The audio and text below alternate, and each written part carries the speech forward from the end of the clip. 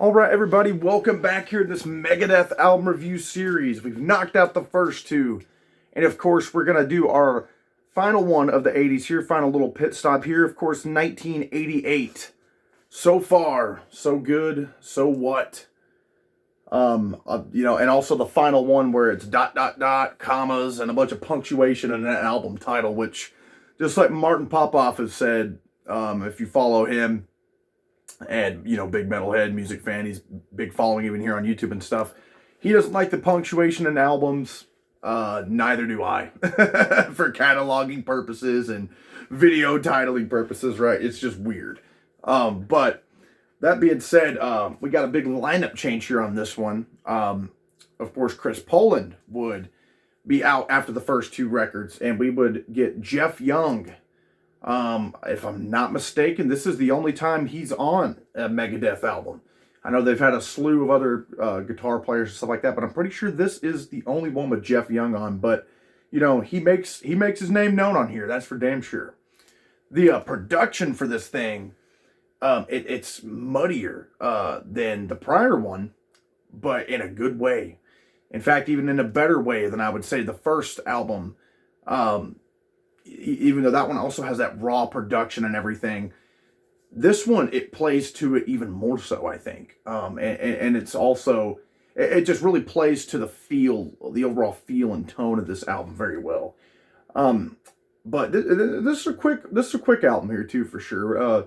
Almost feels like a little bit of an EP, because it's such a quick one. And which really there's 8 songs on here. But there's some of them are real. It's just such a fast kick in the ass, that it feels like, wow, you just breeze through this one.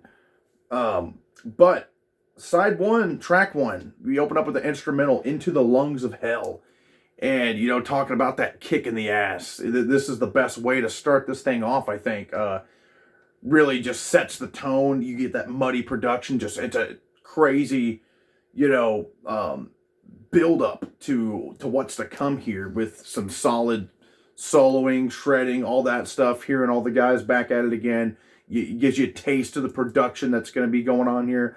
And I think Into the Lungs of Hell is an awesome song, a really awesome instrumental that these guys put out. And I would say of the instrumentals they put out, it's one of the better ones for sure.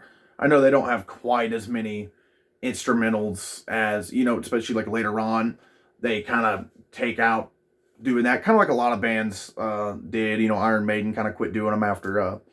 I'm pretty sure Power Slave was the last time they did one. Besides maybe some interlude stuff here and there, but yeah, this is a hell of an instrumental, a great way to start the album. And right after that, it follows up with Set the World Afire, one of the best ones off here. Really, again, a tone setter here. It's a shred fest of just badassery.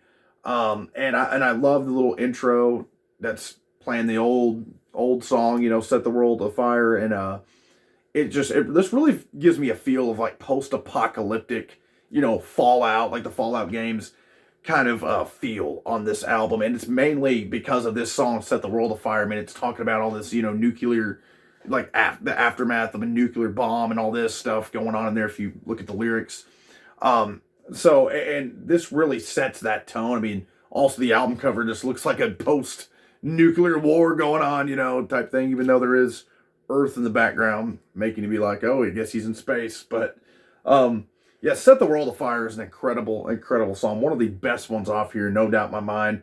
It is the tone setter, for this one. If Into the Lungs of Hell, it really serves like a prelude, kind of gives you a feel, but this one really is like, all right, so this is what's going on here. Speed and thrashing all about with this one. Then we go to the cover song on the album, Anarchy in the UK, of course, by the Sex Pistols. Really cool cover here. I think it fits well on the album. They replaced the UK, lyric UK, anytime they mention the UK, they replace it with the US, which is or the USA, which is pretty funny, to change up in there. And it's just, I think they do it justice. They don't change up this song too much or anything. Very faithful to the original, just kind of, on steroids with the heaviness and everything. And I think Dave Mustaine's voice fits really well with this cover too. So I think it's one of their probably my favorite of these early album cover songs they do.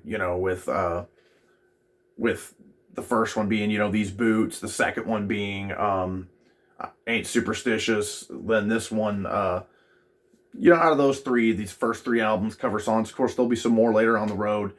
But with these, I would say Anarchy in the UK is my favorite of these cover tracks they do.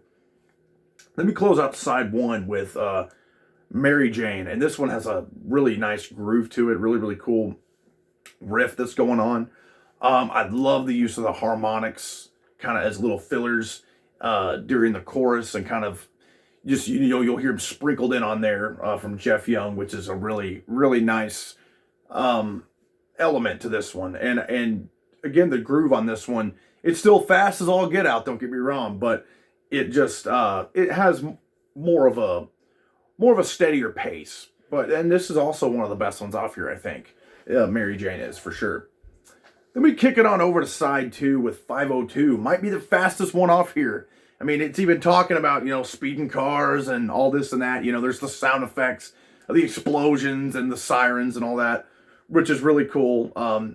And again, it's probably the fastest track off here. You want speed, thrash, shredding, chaos. This is what's here for you is 502. Probably my least favorite song off here. Well, maybe this one as well as the cover, Anarchy in the UK. Probably my two least favorites off here, even though I do like them both, obviously. I mean, I was just even praising, Anarchy in the UK being the best of the first three covers. But I do like hearing original material more so. So, I mean, I would maybe say of the original material, 502 is probably my least favorite off here, even though it is, a blast to jam to.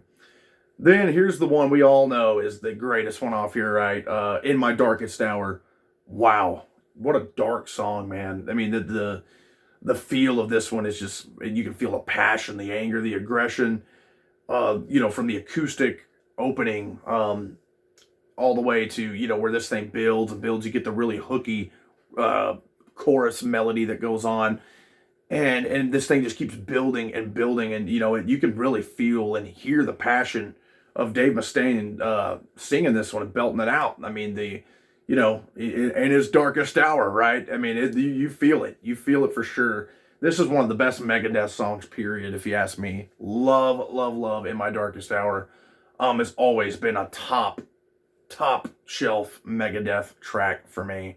One of the best tracks of theirs, period. So that very clear favorite of mine off here.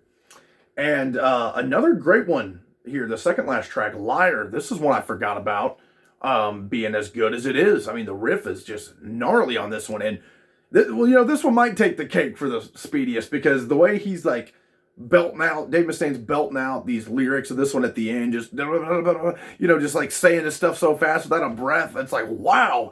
He just really keeps it going. And this one's a gem for sure, a hidden gem that I totally forgot about, quite frankly.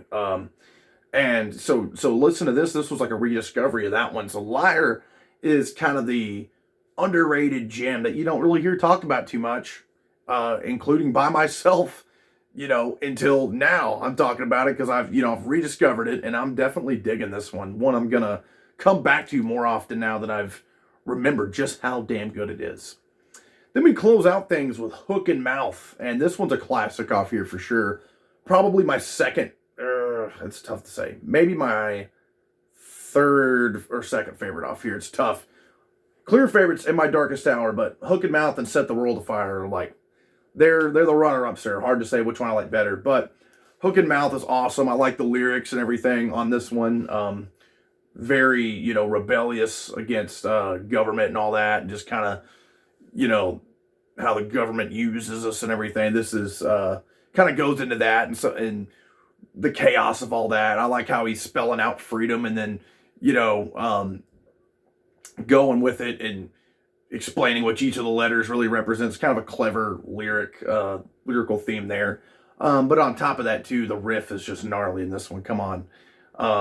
And love the solo in this one is just tapping central, man. And this is probably the best bass work too from Dave Ellefson on here. On the whole album, Hook and Mouth, that's the best bass work, I think. You hear it from the beginning of the song, just him thudding and thumping along here, and it's just get you tapping your foot, bobbing your head, and that heart pumping. So, and Dave even increases, the speed as the song goes faster and faster. He kind of leads the way here on this track, Hook and Mouth. So another Megadeth classic for sure. But yeah, that's again just a blast of speed through of an album. Love this one, man.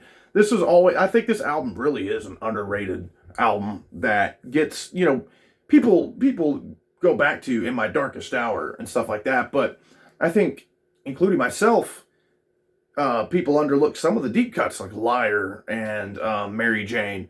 But, Set the World Afire, Hook and Mouth, In My Darkest Hour are all certified Megadeth classics and are no doubt in my mind, especially In My Darkest Hour, some of the best Megadeth songs out there. So this album's freaking great. It has a tone that's really, really different and stand out from all their other albums, if you ask me. And I think a lot of that's the production style on this one, that muddiness I talked about, as well as Jeff Young's guitar playing, especially him, this being the only album he's on, because most of the guitar players Megadeth had at least stuck around for a few, right? But yeah, I really want to hear you guys' thoughts on this album. Is it kind of a hidden gem for you? Are you not the biggest fan of it, besides maybe a few of them? Or are you kind of more in the middle where like, kind of, decent enough? But for me, I've always had a special place for this album. I mean, this album's always held a special place for me. And I really think it's an underrated gem, a really big classic thrash metal album that often gets overlooked by the likes of P-Cells and, like the Rain and Bloods and the Master of Puppets and a lot of that stuff that was coming out at this time. I mean, thrash was on fire, right? But I definitely want to hear your guys' thoughts on this album and, some of your favorites, some that you might consider even some of the best Megadeth tracks, if you maybe consider any of these that as well.